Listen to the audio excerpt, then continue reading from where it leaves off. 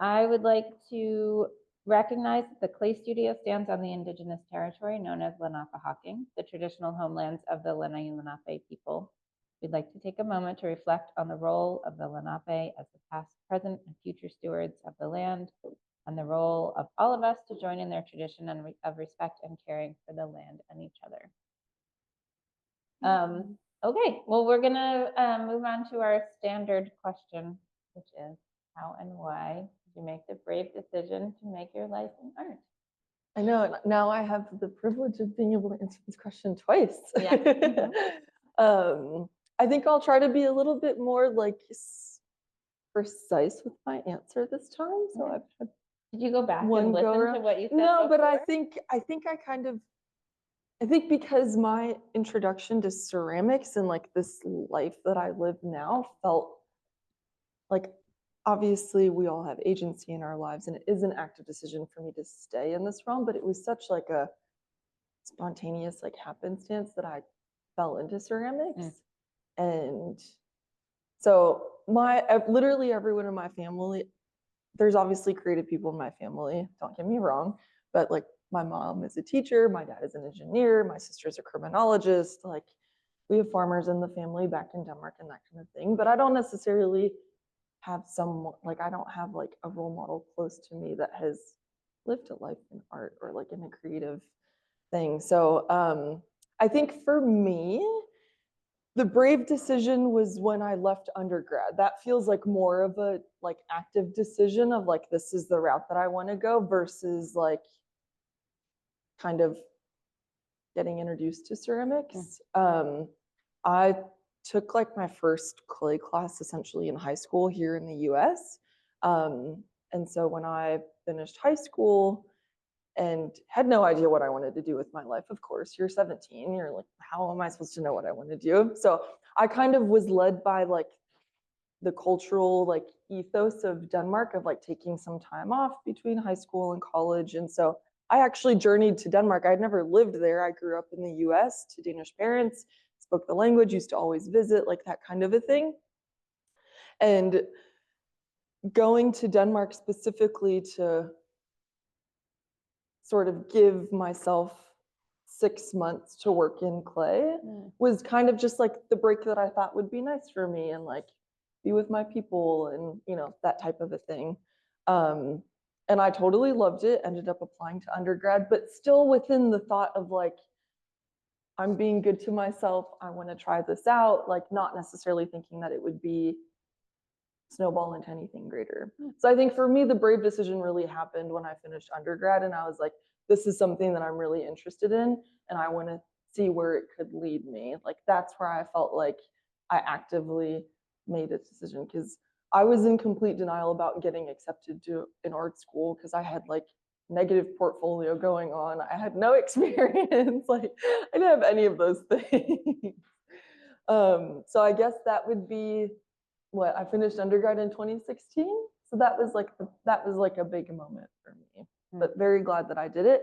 I still think my personality type is always like, I'm always very humbled. So when I look back and I think about it, I'm like, wow, I've still kind of been able to pursue this. I don't necessarily know where I'm going like in this moment of time. So I'm always just really grateful for like, okay, I've made it another year dedicating my life to clay and learning things. And like, that's what I'm super grateful for. That's great. I like that specific answer. I also realized while you were talking that I didn't read your bio. So I'm going to read your bio now. Oh, really? And then I just gave the bio. I know, that's why I was like, oh, shoot, I didn't do it. No, that's fine. But I think that'll make more sense now. And then I'm going to ask you some follow-up questions. Yeah, for sure. Thanks for all of you coming in. We're excited to have some nice people in the room and online. So we are here with Josephine Mette Larsen. It's like perfect to reintroduce because we have some new people. A Danish-American ceramist, born and raised in the US to a mother and father who immigrated from Denmark in the 90s. The last 10 years have been split living periodically in the US and Europe and have been dedicated to her education and work experience within the field of ceramics. Larsen's education in ceramics reflects her bicultural background as she holds a BA in design from the Royal Danish Academy of Fine Art in Denmark and an MFA in ceramics from Cranbrook Academy of Art in Michigan. The specific context of Denmark, however, has been instrumental in the establishment of her artistic identity, as it carries a long history of high-quality craft and design. At the nucleus of Larsen's practice is a strong sense of craftsmanship, which I love, and it's very well reflected in your show. So I think with what you just said, and then reading your bio, it would be interesting to hear, do you think that specifically that going to undergrad in Denmark helped to propel you to that decision? Or having gone to school in both places, like what do you see as a possible difference in the ethos about how Americans versus Danish people like approach ceramics specifically, or art in general? That's actually a really good question. I think it's hard because I knew nothing when I started undergrad in Denmark. So I was actually talking to one of my students on Tuesday in Frenchtown, because she asked me like that question specifically, like, how did you choose where you wanted to like go to school? I was like, I kind of did it. It kind of was just like there, and it like sort of just happened organically. So I think the knowledge that I have is kind of coming in hindsight, not that I've participated in an undergraduate program here. I do think the school that I went to, it's only 3 years, or it's different now, but back then it was like a 3-year bachelor program. So you're not taking any basic classes. You're going like straight into the material. Like you don't have to take like English, all of the like random things. Yeah. So I definitely do think it gave me insight to what a studio practice would be like kind of from day one. Because like we had classes, technical classes, we had like guest teachers come in and that kind of a thing, but I was also living on a super remote island, so there is nothing to do other than to like be in the studio. And I think that really gave me a sense of it very early on that I think stuck with me. There's definitely also like the way that the program is built also really kind of empowers you, I think, in a different way. What I was talking to my student about on Tuesday was like this idea of like technicalities and concepts and what follows where, and kind of like where do you start in the whole process. And that school specifically literally just walks you through as many of the processes as like humanly possible that you can get your brain to open up to and sort of take in. And I think for me, it was just a mega happy accident that like my brain worked really well that way, and I was super receptive to it. It's not the way that everyone sort of learns, but it worked out really well for me, I think, because now I feel like I have so many different things in my luggage bag with me, and I strategically like take this out and use this thing whenever I need it to help me communicate something. It's very skill-based learning, which I think is really different from the way things are taught here in most schools, not all schools. But I feel like it's really important to have that skill base, or you really aren't as capable of expressing your concepts later, because you don't have, you think of anything and you know how to do it. And it's also, it seems to me, the tradition of it being design and like having a lot of working ceramic artists and designers around you is, again, empowering you to just even have this sense that, yes, I think I can do this too. I teach a class at an undergrad art school, and I feel there's a lot of fear from students that they don't know how they're going to make a living. Not that it's like super easy, right?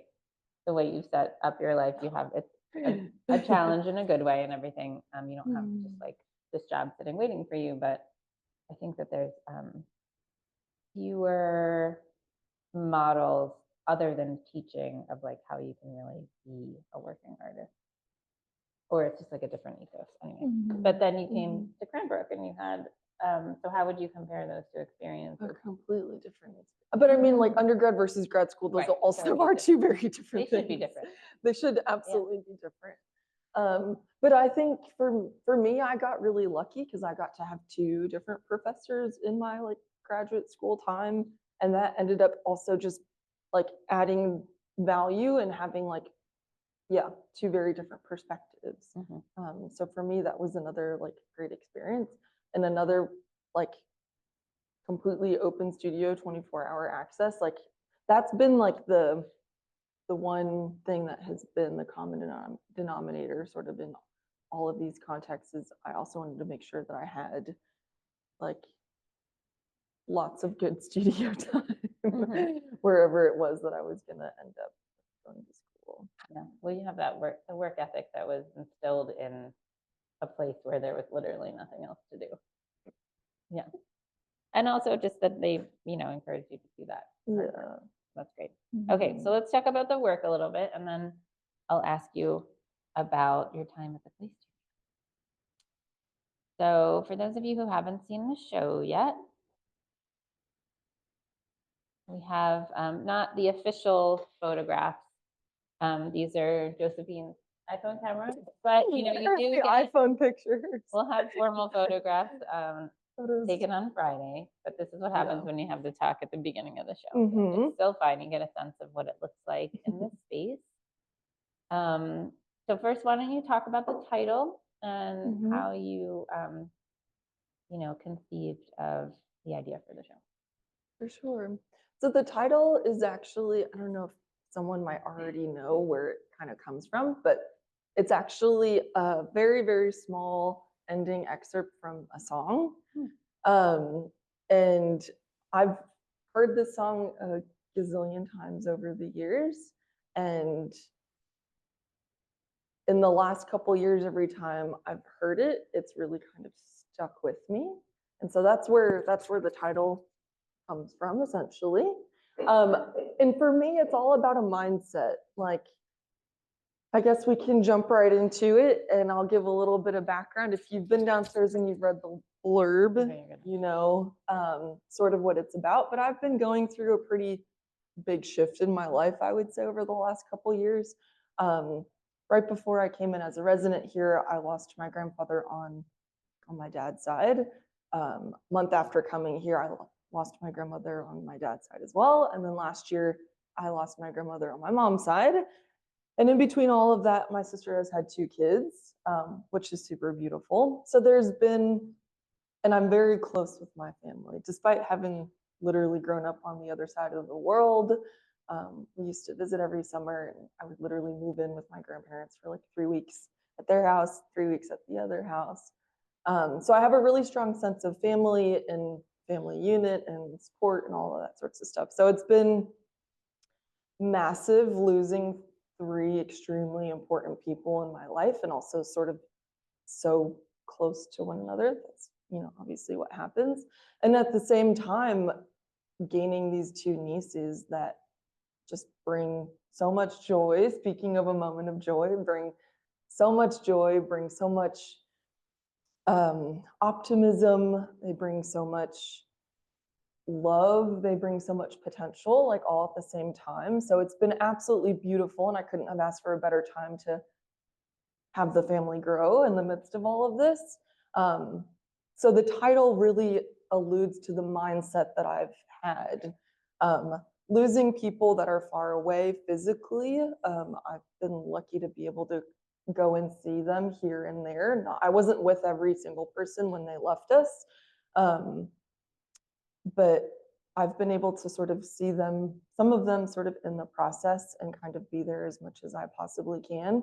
But you're always, no matter what happens, if it's before a funeral or after a funeral, you're always leaving that physical place and kind of removing yourself so intensely by flying to the other side of the world again. So for me, the idea of like, doesn't it feel warmer just knowing that the sun is out, also alludes to that idea of that connection and that bond and that love that you have of like, knowing that I love this person and this person loves me lets you be able to return to your everyday and make it through.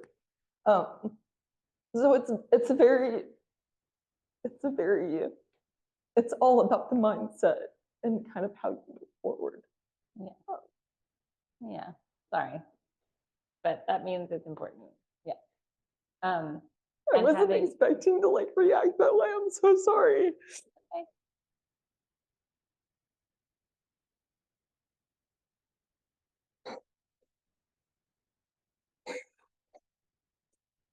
So you have these two little girls now, too, who are adding, and I'm sure Definitely. your sister's thinking about, and all of you are thinking about them in relation to like carrying on the spirit of your grandparents.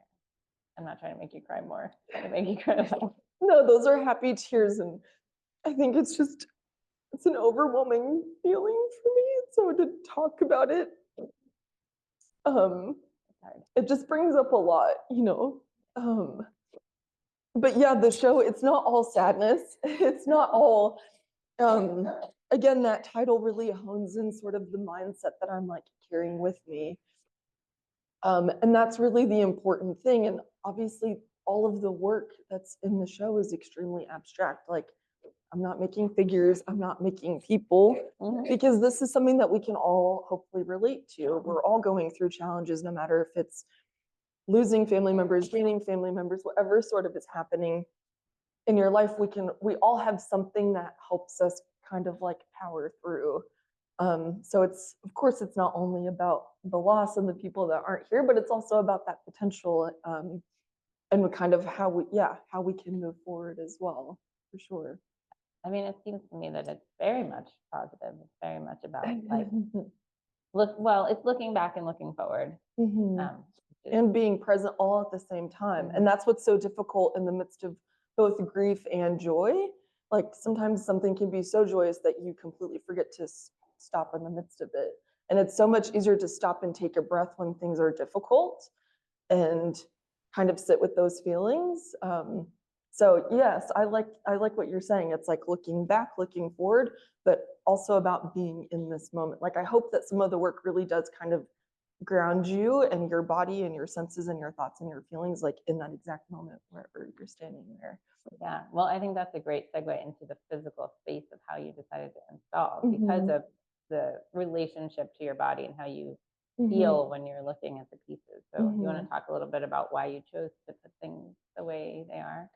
Yeah, for sure. Well, so for me, it's important that obviously the vessels that are situated on the floor, I really want people to feel the agency to go up and like peer over the Don't top. touch them though. I mean, maybe just don't. Yeah. Just my curator. For sure. Listen to Jay-Z, but also you can touch them if you want to. No, I really want to invite the viewer to come over and explore and sort of have your moment of peering in, looking across, looking down, looking over, sort of all of these different things.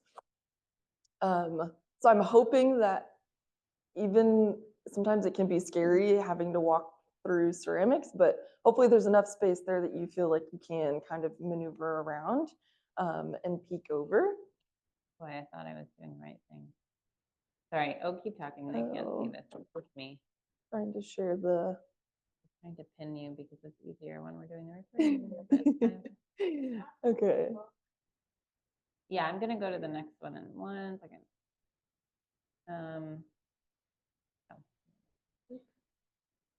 Oh.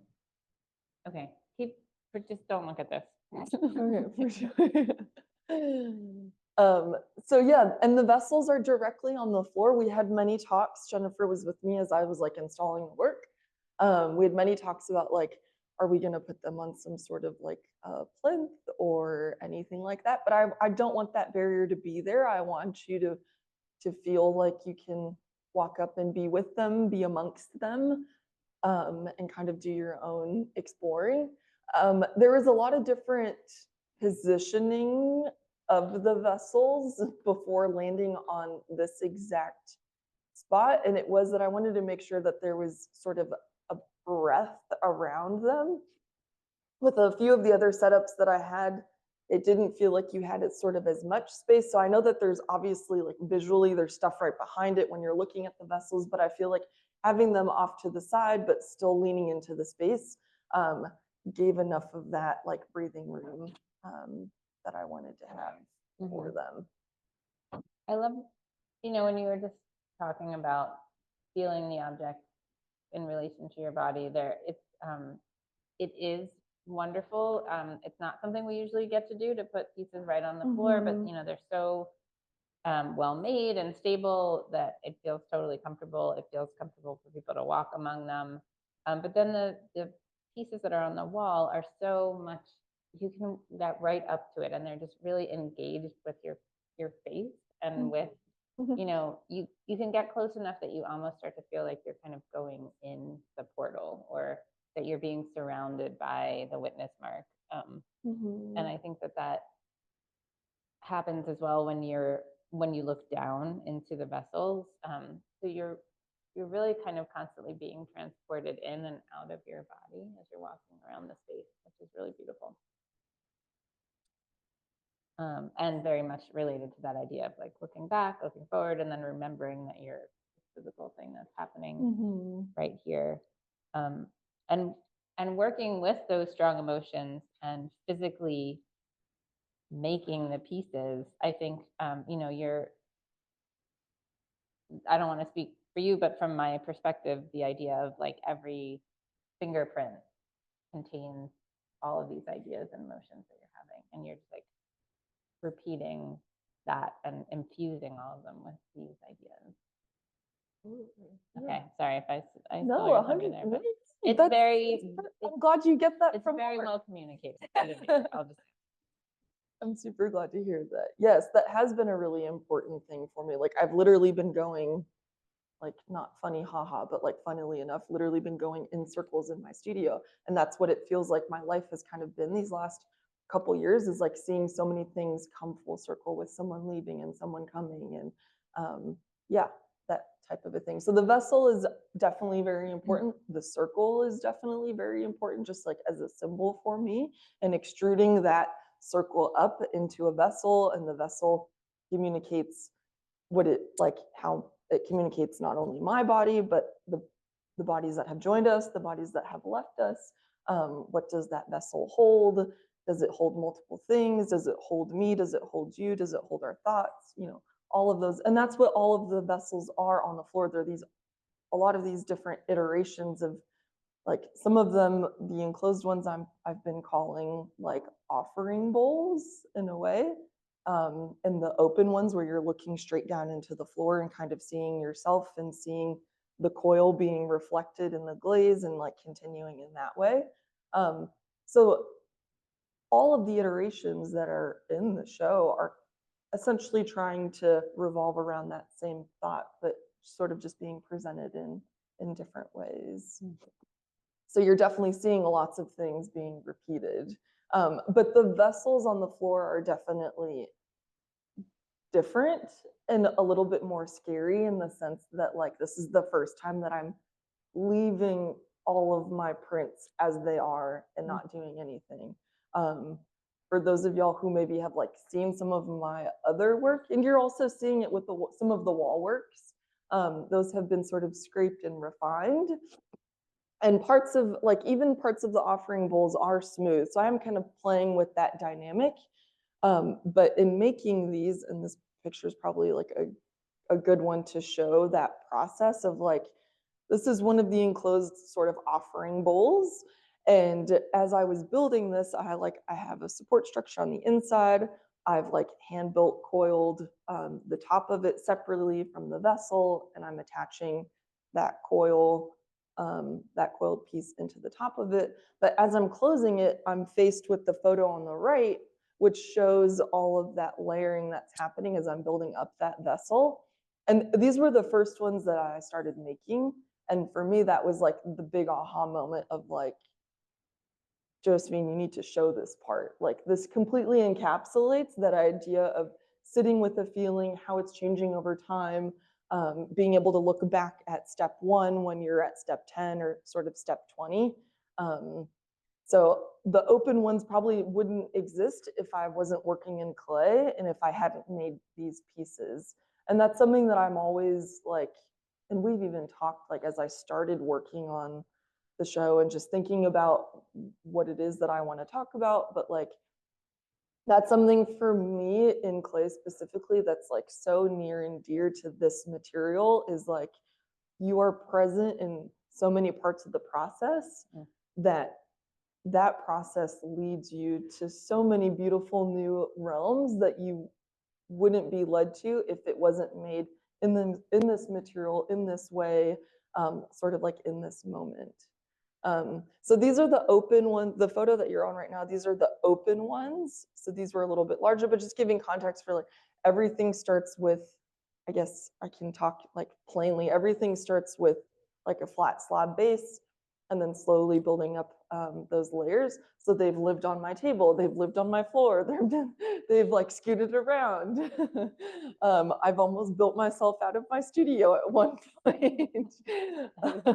It's crowded. It's been very crowded in there, definitely. And that's the awesome thing about clay and ceramics in general is like your relationship to the things that you're building is always changing, and you don't know what that relationship is going to feel like until it's like finally fired. So that is definitely such a great like breath for me of finally having the work downstairs in its space, like living the way that it should be living. Is this is kind of the view that I've had for months and months and months. Yeah, and it looks a lot different in your studio, all smushed in there. And Sure. it's been a privilege to watch you going through this whole process and seeing the work growing, and then getting fired, and then new pieces coming in, back and yeah, elaborating on thank things. you. It's been really great. So I would love for you to talk a little bit about the, we can come back to the vessels, but the wall work and let's go to the witness marks first, actually, and then we'll go back. Wherever you want. Yeah, I think this is a great slide to explain what's going on with those larger, big versions of what you have in your hand in this. For sure, yeah. And this isn't just another testament to like the ceramic process and how beautiful and epic it is, and that like you follow breadcrumbs that might have been laid down like years ago. So this is essentially the explanation of the witness marks that are on the back wall, those large flat tiles. So I want to say, I should know the exact month. I want to say this is like July, potentially. I was working on a set of You Know Me for Tiger Strikes Asteroid, and I was building these essentially little, I don't know, cup holders, or like a larger holder where two cups would then fit into. And so I was wheel throwing lots of different prototype cups and firing them, the picture on the bottom right hand, to have the glaze be all over the cup. I'm firing it upside down, like on this little tile. And the tile is just there to keep the rim from warping too much. And so when I get this is just one cup, but I get them back from, these went through a gas kiln actually. I get them back from the firing, and I've got this nice little print of where the cup was. And this tile, like it struck me first of all, because it went through the gas firing. So this is Standards Brooklyn Red, but it gets that nice like toasty, purpley, almost like metallic-y sheen. And so just that color difference was really beautiful to me. And so I just like put it in my studio. It's like, oh, this is like a pretty beautiful tile. And it just like sat there and it sat there and it sat there. And as I started thinking about the show and I was making the vessels and all these sorts of things, I was like, this is another moment where it completely encapsulates that feeling of like, there is a physical object that was there to make this mark, but the object is not with that mark anymore. And I'm such a logical person, and I can thank probably my mom and dad for that. So some of the, like a lot of my work is straightforward. It's very simple. There's not a lot of external things that are coming in and in my eyes kind of distracting from the core of what it is that I want to talk about. And so it is that simple. That's sort of where these marks were initially observed, and I felt like it encapsulated perfectly that feeling of, so the marks that are in the gallery downstairs, they're mimicking 3 of the 6 footprints from the vessels that are on the floor. So not every footprint is like on the wall, but And I know that the vessels live with the slabs, like they're still in close quarters, but that concept of that idea of truly making a mark on someone is kind of what the slabs are doing for me. But I also think like visually, it's important to have sort of a different dimension also there in the gallery. Like I've had many struggles with these large slabs, and there will be a picture at the end to show the perseverance. But at one point, I didn't even know if the slabs were going to make it through the firings because I was having so many issues with them. And I'm really, really glad that they did because it feels like there's so much volume in that room to be able to have a different iteration of this notion. I feel like is extremely complementary to all of the physical voluminous objects that are in there. Yeah, that's really well said. They are giving you that sense of something that's and it is literally a flat thing. So the witness mark is something that is should be relatively lacking in, you know, objectness. So here's a Exactly. picture of the. Oh yeah, so these are the holders. Exactly. Yeah. So you were using just basically a tool. That tile was a tool to help you with this project, and then that tool became something. And again, your technical expertise is what allowed you to have all these concepts, understand that you needed to use that tile as a tool, then have that discovery, which I really love. So this is what it looks like unloading in the kiln. So there is, just to give like, I guess like practical context, everyone thought I was making big platters in my studio, which is totally cool. Like, I want the platter. Yeah, wheel thrown platters that are really, really shallow and low. They don't need to have a bunch of volume. Like it didn't have to be like a half sphere. And so, and I don't have a picture of the platter flipped over, but there's glaze inside of the platter and wiping the rim clean, laying that down somewhat in the middle of my slab. And so in the firing process, the glaze that's on the inside of the platter off gases onto the slab. So there's also been like a whole trajectory of figuring out what glaze gives the most like off-gassing. Every material that's inside of it is going to change it a little bit. So there's been like that whole trajectory as well. But I finally found one that was full of black stain that gave me like a pretty nice mark. And so the photo on the left is just taking off that plate. So it's completely flush to the surface. It's not glaze itself that's on there. It is truly just like the off-gassing of the glaze that's inside the plate that leaves that little mark. Was it a glaze that you developed, or was it something that you I was testing out just literally every glaze that I had in my studio because I was like, all right, I need to figure out where am I going to start, like kind of how does it happen. So this glaze happens to be, it's a cone 10 glaze. I've used it many times before. It's a beautiful like silky black matte, but I've only fired it to cone 4. And so the glaze isn't to temperature, but in that case, it doesn't matter that I'm massively under firing because it's not the glaze, it's just the off-gassing that I needed. Yeah, so it was one that I had like in my own like glaze library essentially. Yeah.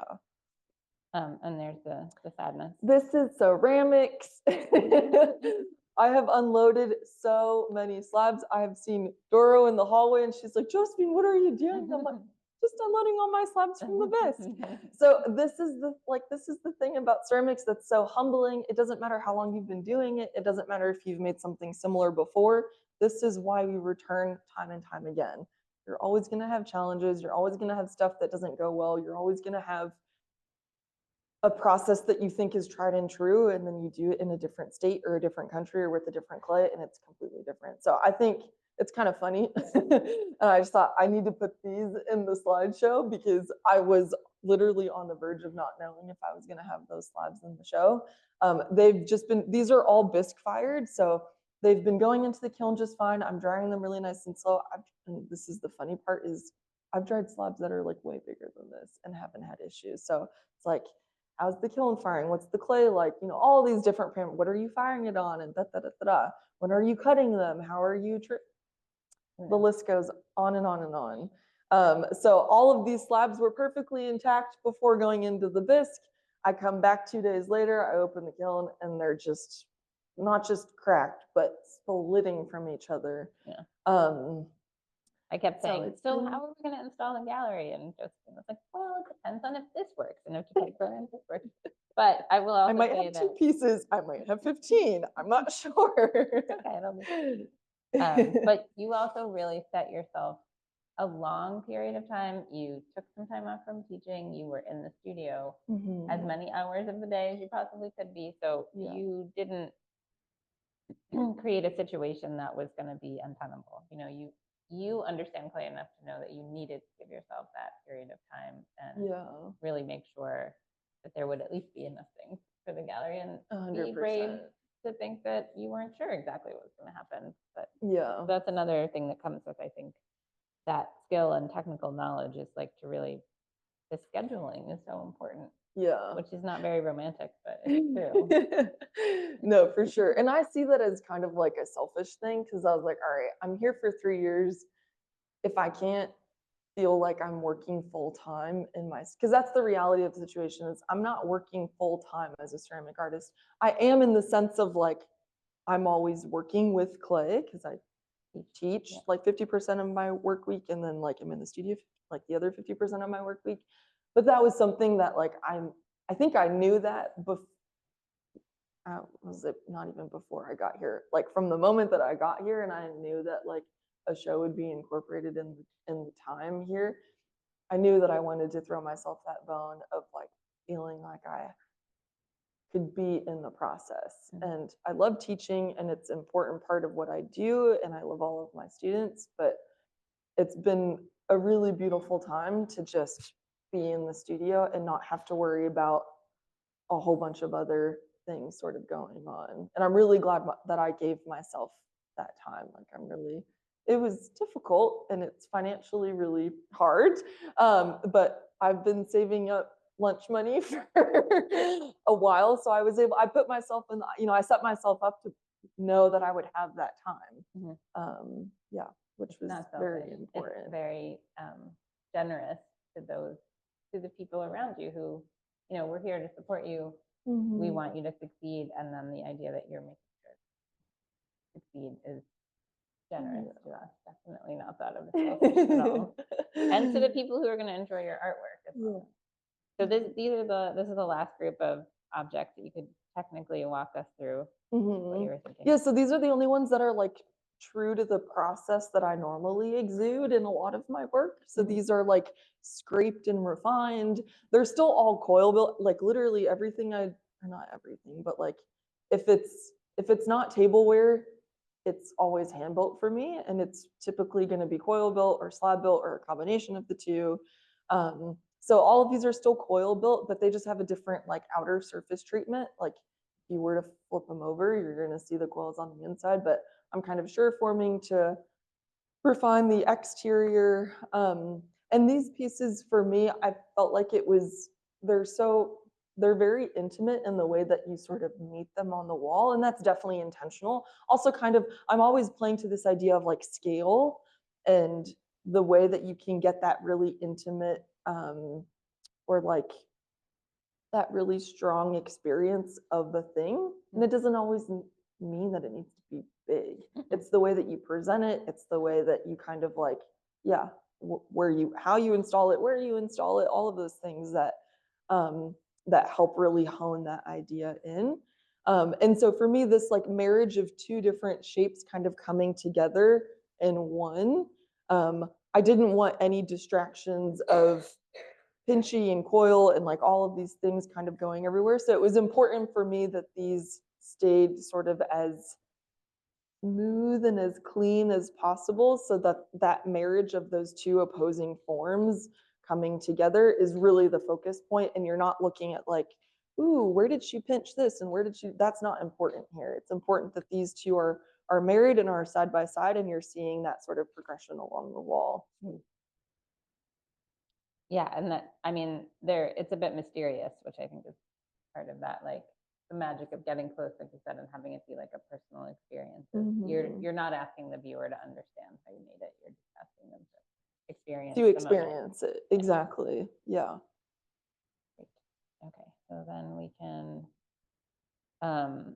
these are just individual photos. Those of you who have seen the show will be able to, go down and have great experiences. But anyone who hasn't or isn't able to come in person, there are 3 enclosed vessels and then 3 open ones. And now I'm forgetting their names.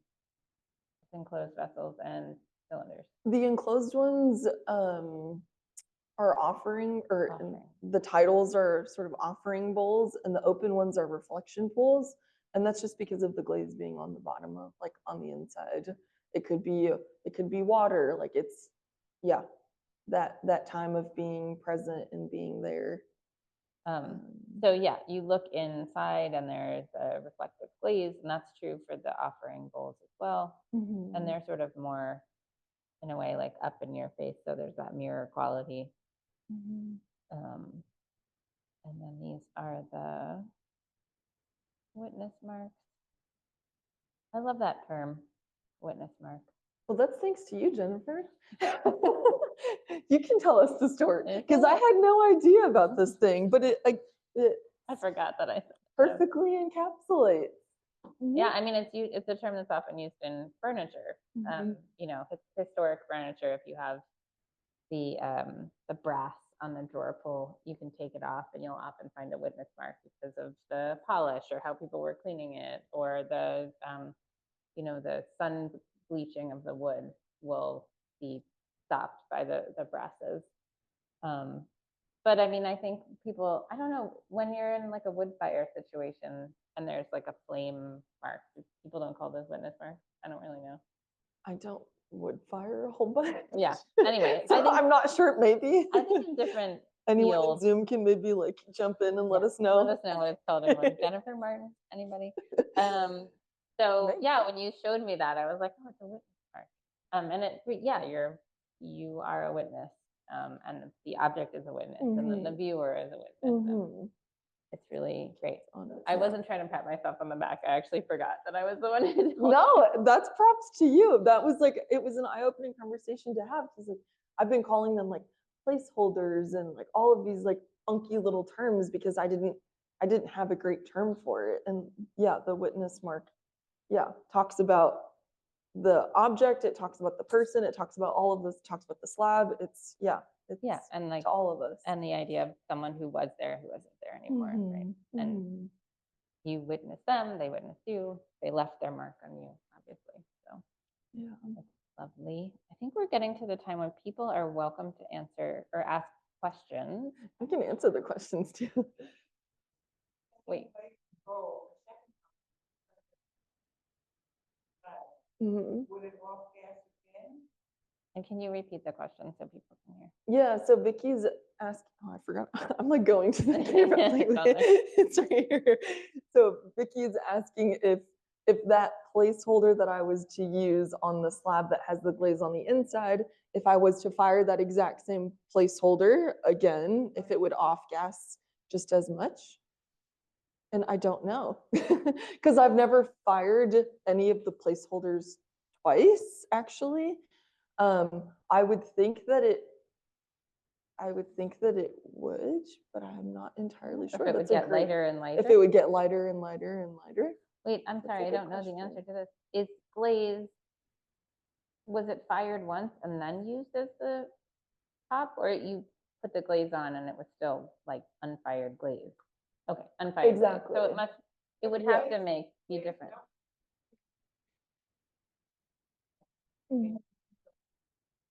But the one that I'm using is it's never becoming vitrified because it's getting under fired. But I would still think that like if I was to take that platter with the glaze on the inside and I was to set it down on a clean slab surface, I don't see why it wouldn't do it again, because you're still trapping all of that material in its own little like bubble atmosphere.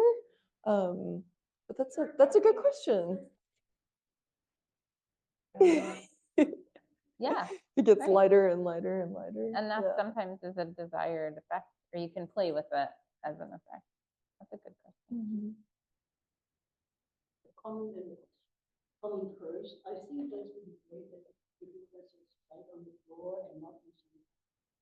Mhm. Makes them more, you know, it's kind of, they don't sit there like a piece of art monument that you might, it makes them more there. So now, to those vessels, you mentioned that you left your fingerprints and you didn't clean them up like you do and you didn't. Is that, and I got the feeling what that meant for you is also that it's more open and more. It felt super vulnerable. Absolutely. And that's exactly why I didn't run from that feeling. When I had that feeling in the studio, I was like, this is right. I need to sit with this because it's like, it's speaking to the vulnerability that I feel. I mean, y'all saw me at the beginning of the talk. It's something that, yeah, that everyone can see it. Everyone can kind of feel it. And I think maybe also when you look at some of the other work, like when you look at the wall pieces in comparison to, then it becomes stronger. So that's also another reason for having them side by side. You can really see it in a little bit of a different way, but it feels super vulnerable. Absolutely. Yeah. 100%. Yeah. But also feeling like everything counts. Everything is laid out. There are no edits that are happening after. It's like I am placing and then I am viewing like immediately. There's and that also goes straight to the way that I've also like finished them on their surfaces as well. Like I didn't want to cover up my pinch marks. Like I wanted to have some type of a surface that would be there to not enhance it, but just kind of like support it, not cover it up, not leaving it totally raw either. Yeah, to really kind of let that vulnerability be and just kind of like be present. Yeah, for Invest, sure. is that the word you said? Invest. Rest. Oh, to rest. And rest. Yeah. Okay. Yeah. Yeah. Thank you. Very good questions. Online, we have he's asking what is the song? Oh, it's a song by James Blake called Assume Form. Really great song. And he says this line like at the very end, and then the song's over. Okay. A lot of the thoughts and feelings that I've actually, this is just like a side note, but I've had, and I've talked to Jay-Z about this when we've kind of like touched base every once in a while. I have like a massive list of like quotes, like lyrics, not necessarily song titles, but like lyrics, my own observations, my own sort of thoughts that have just been like a running list on my phone. And that's kind of kept this putting words to feelings. And that one just happened to be the one that like continuously sticked out. So there's been a lot underway in this whole process. That's interesting too, because Lisa's almost every piece in her show is a separate song title. So there's a lot of song titles in the gallery. And she has like her little playlist where you can listen. Yeah, super cute. Love that. Would you talk briefly about your surface color aesthetic, the raw clay versus earth tone? Well, so I think for this show specifically, like I've been working like the room is very red and orange. it's very red and orange. I've been working, and I mentioned that like before too, I've been working in Standards Brooklyn Red when in its like raw stage, it's like this really warm brown reddish color. And I really wanted to stay true to that feeling. For me, it's a warm feeling. It's not black. I didn't want it to necessarily be like black hole or like an abyss. And I haven't been, my thoughts and feelings aren't necessarily light colors in this whole process. There's definitely like nuances to it. So the color scheme of the glaze applications and underglaze application, I'll talk about that too, because that was another big thing. They're all kind of taking root in the color that I'm seeing in the clay when I'm working in the studio. And the wall pieces on the left-hand side their point of departure is essentially like color scheme off of like that gray metallic glaze. So kind of running more into like the gray and blue tones, because depending on where you're standing, sometimes it looks a little blue, sometimes it looks a little gray. So that's kind of where their departure comes from.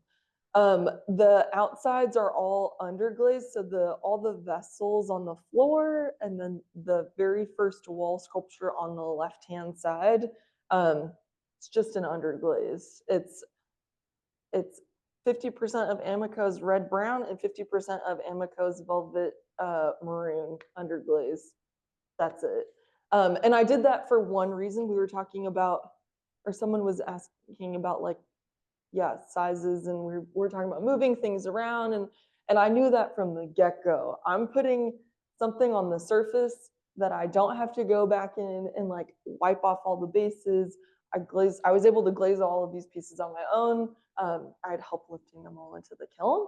But that was something that was like super important to me. So all of my research has been within a surface for the big vessels, of being able to apply, like spraying the color, the glaze, the surface, whatever it is, without having to like painstakingly get underneath every single base and make sure you don't have a drop of glaze so that it sticks to the kiln shelf or whatever. The underglaze is also super stable, so after spraying it, like you can handle that surface so much without like handprints going everywhere. Whereas like one of the wall pieces that I have is like this gray matte glaze. And poor Carly saw me, the technician, one day in the spray booth when I was spraying the glaze, and I've got like gloves on and I have the kiln shelf there, because I'm like, if I touch this piece, you will see my handprints all over it. So I just knew some of those like logistic things before sort of going in. So I hope that answers the question of like where the colors are coming from.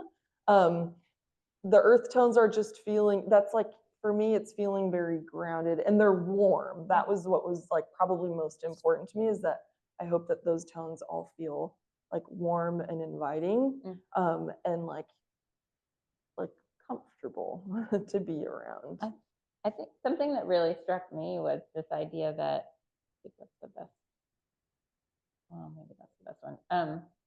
You know, you were very intent of talking about, when we were lighting and stuff, like being able to see the distinction between the top edge and then the side. And I was like, oh, okay, sure. That's a big difference in color, Josephine. Like, but I mean, it is a big difference. Yeah, that's it is definitely also me a big like difference. nerding out a little bit. I knew that I could not have any natural, or not a whole bunch of natural light, because the difference in the raw clay interior of the orange versus that like red brown exterior becomes more intense with like the indoor lighting, I guess you could say. Right. And I want there to be a difference between the interior and the exterior. There is a difference in surface quality, like because there's no glaze on the whole insides of the coils, they look a little bit dry, whereas the underglaze is like a silky matte gladly. That was also just luck of the draw, because all of the other combinations I've been trying have been like super dry surfaces, and I want the pinch to feel soft. I want it to feel inviting. I want it to feel sort of vulnerable. Yeah, but the color difference from the inside to the outside was also very important to me, even though I was like, I'm sure all the clay people and anyone who really takes the time will notice, but I think a lay person, we'll call them, coming in will be like, those are brown. for sure. But Yeah. it's okay for the people in the know to be the ones who get the prize, the prize of noticing.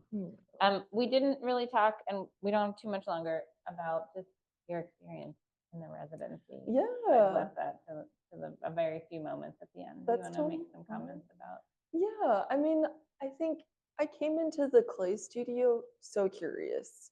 I've never done a long-term residency ever in my life. Like I think the longest appointment I've ever had has maybe been like six or 7 months potentially. And so I really wanted to, I think it also came like, I came into the clay studio in January of 2022. That was during COVID. Yeah. Let me not say after. So much time has passed now that you're like, wait, when did all of this happen? And so it also, like, I think the outbreak of COVID also, it made us everyone aware of our physical locations.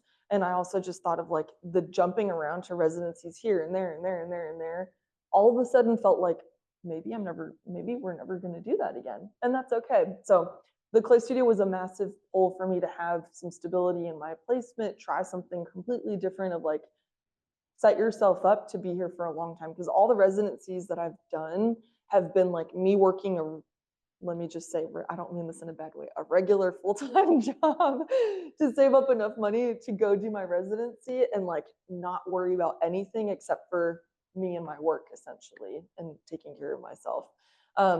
So that was my pull to come here. I'm really glad that I was able to do that. And it's been such a different experience for me of like, I've created an everyday that has teaching and working in my own studio and taking care of, being my social media person and being my website developer and being my photographer and my assistant and new, shows to apply to and residencies to look at. So it's been a really great way for me to kind of juggle all of those jobs in one for a longer period of time, instead of having these like more jagged, like, now I get to be a ceramic artist for like 8 months. Okay, now I have to just work and power through to be able to come back to it. So it's been a very eye-opening way for me to kind of figure out that sort of balance. And I feel really grateful for like also seeing the changeover in location, like from Old City to here. Like that was I think very lucky that I got to be a part of that group that came in Old City and then moved here too. Also give me an extra 6 months, right, for being here. So I'm technically in my bonus time right now. It's still hard to believe that you will be leaving at the end of August. I know. But it's gone by way too fast. But I'm truly grateful for the all the opportunities that have come from being at the Clay Studio, all the beautiful people that I've gotten to meet and connections I've been able to make. Like, this is definitely a time that is sticking out much different than anything else that I've done, because I've been able to like put roots down in a way that I haven't been able to in the past. So that's very special to me for sure. And everyone that I like meet, I know like this is not the last time that we will see each other. We're always going to be interconnected moving forward. You've really become part of the community. Great.